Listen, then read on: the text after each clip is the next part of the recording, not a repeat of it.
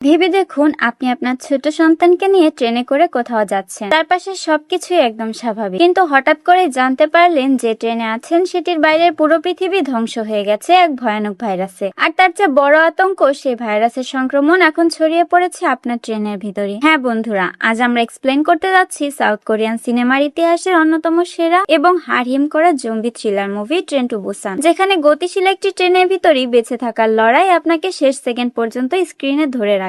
চলুন শুরু করা যাক। মুভির শুরুতে আমরা দেখতে পাই একটি মিনি ট্রাক ড্রাইভার, যার ট্রাকের সাথে একটি হরিণের অ্যাক্সিডেন্ট হয়ে যায়। কিন্তু আশ্চর্যের বিষয় হলো, এত বড় অ্যাক্সিডেন্ট হওয়ার পরও হরিণটি মারা যায়নি। সে উঠে দাঁড়ায় এবং তার চোখের রং বদলে যায়। তাকে আর মোটেও স্বাভাবিক লাগছিল না। মূলত হরিণটি এখানে ছড়িয়ে পড়া জম্বি ভাইরাসের কারণে জম্বি হয়ে গিয়েছিল। এরপর আমরা দেখতে পাই সিউক উ নামের এক ব্যক্তিকে। সে কোম্পানির ফান্ড ম্যানেজার এবং নিজের কাজ নিয়ে এতই ব্যস্ত থাকে যে তার ডিভোর্স হয়ে গেছে। এখানে দেখা যায় সে তার স্ত্রীর সাথে মেয়ের কাস্টাডির জন্য লড়াই করছে। সিউক উ এর মেয়ের নাম সুয়ান, আজ তার জন্মদিন, তাই সিউক উ তার মেয়ের জন্য একটি সারপ্রাইজ গিফট কিনে। কিন্তু সুয়ান যখন গিফটটি খোলে সে মোটেও খুশি হয়নি, কারণ তার বাবা এবার যে গিফটটি দিয়েছে ঠিক একই গিফট গতবারও দিয়েছিল। সিউক উ নিজের কাজে এতটাই ব্যস্ত থাকে যে তার মনেই ছিল না যে তার মেয়েকে একই গিফট আবার দিচ্ছে। সে বেশ লজ্জিত হয় এবং নিজের ভুল বুঝতে পারে। সুয়ান তার বাবাকে বলে সে তার মায়ের সাথে দেখা করতে চায়, কিন্তু আজ সুয়ানের জন্মদিন হয় সিউক উ তার মায়ের কাছে নিয়ে যাওয়ার জন্য রাজি হয়ে যায়। পরের দৃশ্যে আমরা একটি রেলওয়ে স্টেশন দেখতে পাই, যেখানে বুসান যাওয়ার জন্য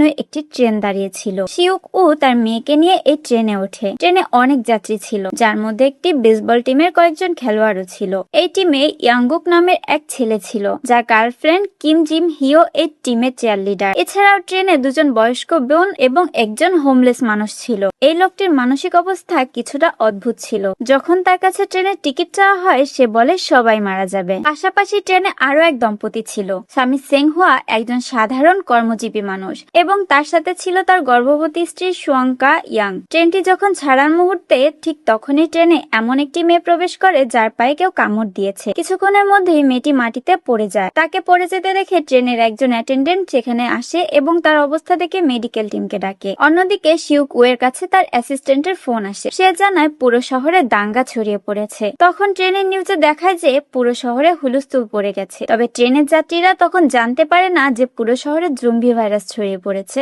এবং মানুষ জম্বি হয়ে যাচ্ছে। হঠাৎ সিউক উ খেয়াল করে যে তার মেয়ে সোয়ান সেখানে নেই। সে তার মেয়েকে খুঁজতে বের হয়। এদিকে যে মেয়েটির পায়ে কামড়ের দাগ ছিল সে এখন জম্বি হয়ে গেছে এবং সে ওই ট্রেনের অ্যাটেন্ডেন্টকে কামড়ে দেয়। এরপর মেয়েটি বেসবল টিমের কিছু খেলোয়াড়কে কামড়ে দেয়। একে একে সেই অ্যাটেন্ডেন্ট সহ বাকিরাও জম্বি হয়ে যায় এবং তারা ট্রেনে অন্য যাত্রীদের কামড়াতে শুরু করে। পুরো ট্রেনে হুড়োহুড়ি আর আতঙ্ক ছড়িয়ে পড়ে। প্রায় পুরো বেসবল টিমই জম্বিতে পরিণত হয়ে যায়। সামনে যাকে পাচ্ছে জম্বিরা তাকেই কামড়ে দিচ্ছে এবং তারাও জম্বি হয়ে যাচ্ছে। জীবিত যাত্রীরা এক কামরা থেকে অন্য কামরায় পালাচ্ছিল। সিউক উ তখনও তার মেয়েকে খুঁজছিল। খুঁজতে খুঁজতে সে এমন একটি কামরায় পৌঁছে যায় যেখানে সবাই জম্বি হয়ে গেছে। জম্বিরা সিউক উকে দেখা মাত্রই তার দিকে তেড়ে আসে। ঠিক তখনই পেছন থেকে সোয়ান তার বাবাকে ডাকে। সিউক উ তার মেয়ে সোয়ানকে কোলে নিয়ে দৌড়াতে শুরু করে এবং তার পেছনে একদল জম্বি তাড়া করে। সে কোনো মতে মেয়েকে নিয়ে এমন এক কামরায় পৌঁছে যায় যেখানে সবাই সুরক্ষিত ছিল এবং দ্রুত দরজা বন্ধ করে দেয়। অন্যদিকে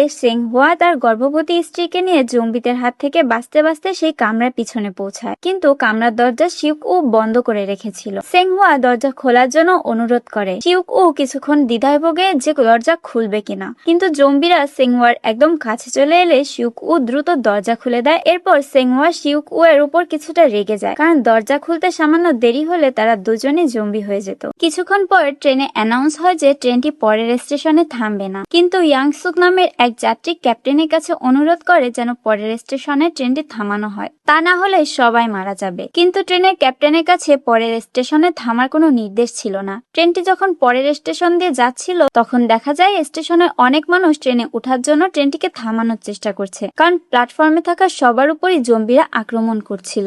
এই স্টেশনের পর ট্রেনে আবারও অ্যানাউন্সমেন্ট হয় যে পরের স্টেশনে ট্রেন থামবে, কারণ সেখানে যাত্রীদের সুরক্ষা দেওয়ার জন্য মিলিটারি ডাকা হয়েছে। সিউক উ যেহেতু একজন ফান্ড ম্যানেজার, তাই তার ওপর মহলে কিছু চেনা জানা ছিল। সে বিষয়টি নিশ্চিত করার জন্য তার একজন চেনা অফিসারের সাথে কথা বলে এবং জানতে পারে যে পরের স্টেশনে যারা নামবে তাদের সবাইকে আর্মি কোয়ারেন্টাইন করে রাখবে। সিউক উ তার মেয়েকে নিয়ে কোনো মতেই কোয়ারেন্টাইনে যেতে চাইল না। সে অফিসারের কাছে অন্য পথ জানতে চাইল। অফিসার বলে, তুমি মেইন গেট দিয়ে না নেমে ইস্ট গেট দিয়ে নামবে, আমার আর্মি তোমাকে ওখান থেকে নিয়ে নেবে। হবে। ট্রেনটি পরের স্টেশনে থামলে দেখা যায় যে পুরো স্টেশনটি জনমানবহীন। সেখানে মিলিটারি বা অন্য কাউকে দেখা যাচ্ছিল না। জীবিত যাত্রীরা প্ল্যাটফর্মে নামার পর ইয়াংসুক ক্যাপ্টেনের কাছে ট্রেনে না থামার অনুরোধ করতে থাকে। অন্যদিকে সব যাত্রী যখন মেইন গেট দিয়ে যাচ্ছিল, শিউক ও তার মেয়েকে নিয়ে সবার থেকে আলাদা হয়ে পূর্ব গেটের দিকে রওনা হয়ে যায়। তবে ওই হোমলেস লোকটি শিউক ও এর কথা শুনে ফেলায় সেও তার পিছনে নেয়। সোয়ান তার বাবাকে বলে যে বাকিদেরও সাথে নেওয়া উচিত, কিন্তু শিউক ও বলে যে এখানে শুধু নিজের কথা ভাবার সময়। সোয়ান কাঁদতে কাঁদতে বলে, তোমার এই স্বভাবের কারণেই মা তোমাকে ছেড়ে চলে গেছে, তুমি শুধু নিজের কথাই ভাবো।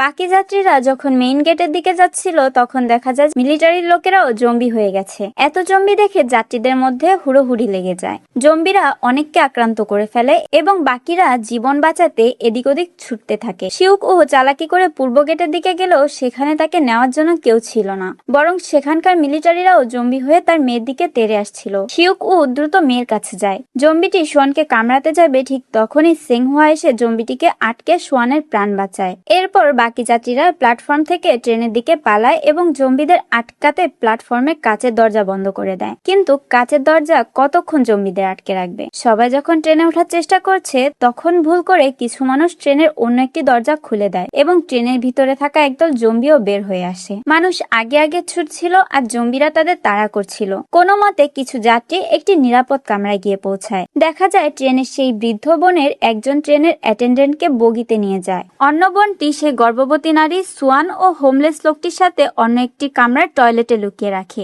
অন্য বগিতে ইয়াংসুক ট্রেনের অ্যাটেন্ডেন্টকে বলে, কার জন্য অপেক্ষা করছো? ট্রেন চালাও, না হলে আমরা সবাই মারা যাব। কিন্তু জিনহি তাকে আটকায়, কারণ তার বন্ধুরা এখনো প্ল্যাটফর্মে আছে। কিন্তু ইয়াংসুক ছিল চরম স্বার্থপর, সে জোর করে ট্রেনটি চালু করিয়ে নেয়। অন্যদিকে সিংহুয়া শিউক উ বাকিদের সাথে মিলে প্ল্যাটফর্মের কাছের দরজাটি ধরে রেখেছিল। দরজাটি ভেঙে যাওয়ার উপক্রম হলে সেটি ছেড়ে ট্রেনের দিকে দৌড় দেয়। দৌড়ানোর সময় ইয়াংগুকের দুই বন্ধুকে জম্বিরা আক্রমণ করে ফেলে এবং সিংহুয়া ও শিউক উ কোনো মতে ইয়াংগুককে নিয়ে ট্রেনের দিকটি খালি কামরায় ওঠে। ততক্ষণ ট্রেনটি চলতে শুরু করেছে এবং তাদের পিছনে অনেক জম্বি তাড়া করেছে। ট্রেনে উঠে ইয়াংগুক তার বান্ধবী জিনহিকে ফোন করে জানায় যে তার বন্ধুরা সব মারা গেছে এবং তারা কয়েকজন 9 নম্বর বগিতে আছে। সিংহুয়া তার স্ত্রীর ফোনে কল করে। ফোনটি সোয়ান ধরে এবং জানায় যে তারা 13 নম্বর কামরার টয়লেটে আটকে আছে এবং বাইরে জম্বি রয়েছে। 9 নম্বর কামরা থেকে 13 নম্বর কামরায় পৌঁছাতে হলে তাদের মাঝের কামরাগুলো জম্বিদের পার হতে হবে। শিউক উ, সিংহুয়া এবং ইয়াংগুক জম্বিদের সাথে লড়াই করার প্রস্তুতি নেয়। প্রথম বগিতে জম্বিদের তারা সহজেই হারিয়ে দেয়, কিন্তু পরের বগিতে গিয়ে দেখে সেখানে তাদের বেসবল টিমের বন্ধুরা জম্বি হয়ে দাঁড়িয়ে আছে। বন্ধুদের এই অবস্থা দেখে ইয়াংগুক স্তম্ভিত হয়ে যায়। ঠিক তখনই ট্রেনে একটি সুড়ঙ্গের ভিতরে প্রবেশ করার চারপাশ অন্ধকার হয়ে যায়। তারা খেয়াল করে যে জম্বিরা অন্ধকারে দেখতে পায় না। এই সুযোগে তারা লড়াই না করে নিঃশব্দে কামরাটি পার হয়ে যায়। পরের কামরা পার হওয়ার জন্য শিউকু একটি বুদ্ধি বের করে। সে সিংহুয়ার ফোনটি নিয়ে নিজের জম্বিদের দিকে ছুঁড়ে মারে এবং নিজের ফোন থেকেই সেই ফোনে কল করে। রিংটোন বাজতেই সব জম্বি ফোনটির দিকে চলে যায় এবং সুড়ঙ্গ অন্ধকার আসতেই তারা বগিটি পার হয়ে যায়। শিউক উ তার মেয়ে এবং সিংহুয়ার স্ত্রী অক্ষত অবস্থায় ফিরে পায়, কিন্তু তারা যখন বাকিদের কাছে যেতে যাবে তখনই সুড়ঙ্গ শেষ হয়ে আলো চলে আসে এবং জম্বিদের হাত থেকে বাঁচতে তারা আবারও টয়লেটে লুকিয়ে পড়ে। তারা হিসেব করে দেখে যে পরবর্তী সুড়ঙ্গ 3 মিনিট পর আসবে। ইয়াংগুক জিনহিকে ফোন করে বলে তারা যেন কামরা দরজা খুলে রাখে। জিনহি খুশি হয়ে সবাইকে দরজা খুলতে বললে ইয়াংসুক বাধা দেয়। সে বলে ওরা জম্বি দ্বারা আক্রান্ত হয়ে আসতে পারে, তাই দরজা খোলা যাবে না। বাকিরাও এই কথায় সায় দেয়। সুড়ঙ্গ আসতেই শিউক ওরা অন্ধকার কাফেলার সুবিধা নিয়ে এগোতে থাকে, কিন্তু তারা পৌঁছানোর আগে সুড়ঙ্গ শেষ হয়ে যায় এবং জম্বিরা তাদের তাড়া করে। ইয়াংগুক দরজা খোলার আপ্রাণ চেষ্টা করলেও ভেতর থেকে স্বার্থপর মানুষেরা দরজা খোলে না। জম্বিদের আটকে রাখার জন্য সিংহুয়া শিউক উয়ের লড়াই করতে থাকে। এক পর্যায়ে ইয়াংগুক দরজা খুলতে সক্ষম হলে বাকিরা ভেতরে প্রবেশ করে, কিন্তু সবাইকে বাঁচানোর জন্য সিংহুয়া নিজের জীবন তোয়াক্কা না করে জম্বিদের আটকে রাখে। সে শিউক উকে বলে তার স্ত্রীর খেয়াল রাখ। শিউক উ তার স্ত্রীকে নিয়ে ভিতরে চলে যায় এবং জম্বিরা সিংহুয়াকে মেরে ফেলে। একই সাথে ওই বগিতে বাইরে থাকা অন্য বৃদ্ধ বোনটিকেও জম্বিরা মেরে ফেলে। ভেতরে ঢুকে শিউক উ ইয়াংসুকের উপর প্রচন্ড রেগে যায় এবং বলে যে সময় মতো দরজা খুললে আজ তারা বেঁচে থাকতো, কিন্তু ইয়াংসুক উল্টো বাকিদের খেপিয়ে তোলে। শিউক উরা জম্বিদের কাছে এসেছে, তারা নিশ্চয়ই ইনফেক্টেড, তাদের অন্য কামরায় পাঠিয়ে দেওয়া হোক। বাকিদের চাপে শিউক উ তার দল নিয়ে 15 নম্বর কামরায় চলে যায়। তারা যাওয়ার পর ইয়াংসুকরা দরজা ভালো করে আটকে দেয়, কিন্তু ট্রেনের ভিতর থাকা অপর বৃদ্ধ বোনটি তার বোনের মৃত্যু শোক সইতে না পেরে কামরার মেইন দরজাটি খুলে দেয়। দরজা খুলতে জম্বিরা ভেতরে ঢুকে পড়ে এবং ইয়াং ইয়াংসুক সহ সবাইকে আক্রমণ করে ফেলে। ট্রেনটি অন্য একটি স্টেশনে গিয়ে থেমে যায়, কারণ সামনে দুটি ট্রেনের অ্যাক্সিডেন্ট হওয়ায় লাইনে আগুন লেগে রাস্তা বন্ধ হয়েছিল। এখন তাদের একটি ট্রেন বদলাতে হবে।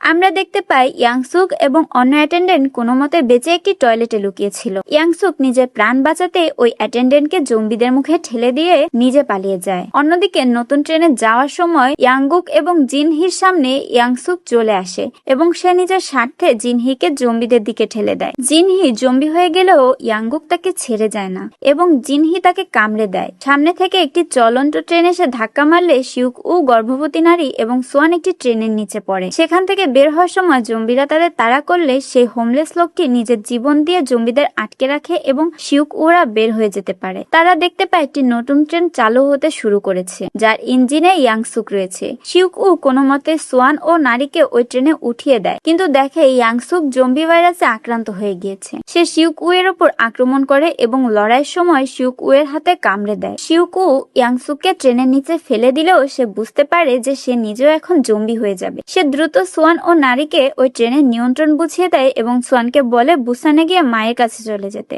সোয়ান কাঁদতে কাঁদতে বাবাকে জড়িয়ে ধরে। শিউক ও নিজের ট্রেনের পিছনের দিকে নিয়ে যায়। মেয়ের সাথে কাটানো সুন্দর মুহূর্তগুলোর কথা মনে করে হাসতে হাসতে ট্রেন থেকে নিচে ঝাঁপিয়ে পড়ে। কিছুক্ষণ পর ট্রেনটি বুসান স্টেশনে পৌঁছে যায়। সেখানে চারপাশে মিলিটারির নিয়ন্ত্রণে ছিল। তারা যখন সোয়ান ও ওই গর্ভবতী নারীকে সুড়ঙ্গ দিয়ে হেঁটে আসতে দেখে, তারা নিশ্চিত হতে পারছিল না যে এরা মানুষ নাকি জম্বি। মিলিটারি যখন তাদের গুলি করতে যাবে, ঠিক তখনই সোয়ান তার বাবার শেখানো সেই গানটি গাইতে শুরু করলো। গান শুনে মিলিটারি বুঝতে পারে যে এরা সাধারণ মানুষ এবং তারা তাদের উদ্ধার করে। শিউক উ এর এই আত্মত্যাগ কি আপনার চোখে জল এনেছে? কমেন্টে জানান। ভিডিওটি ভালো লাগলে লাইক করুন, বন্ধুদের সাথে শেয়ার করুন এবং এরকম আরো মুভি এক্সপ্লেইন দেখতে আমাদের চ্যানেলটি সাবস্ক্রাইব করতে ভুলবেন না। ধন্যবাদ।